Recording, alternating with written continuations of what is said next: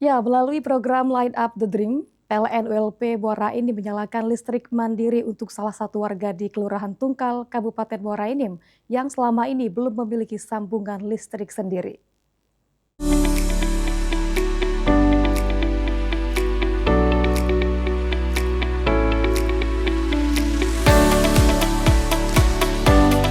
Program ini berasal dari donasi sukarela pegawai PLN untuk membantu masyarakat mendapatkan akses listrik yang aman dan resmi, terutama di bulan Ramadan saat kebutuhan listrik meningkat.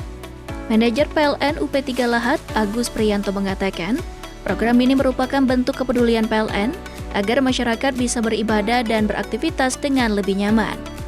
Sementara itu, General Manager PLN UID Sumatera Selatan Jambi dan Bengkulu menyampaikan bahwa PLN tidak hanya menjaga keandalan pasokan selama Ramadan, tetapi juga terus memperluas akses listrik bagi masyarakat prasejahtera. Penerima manfaat mengaku bersyukur karena kini rumahnya telah terang dan anak-anak dapat belajar dengan lebih nyaman.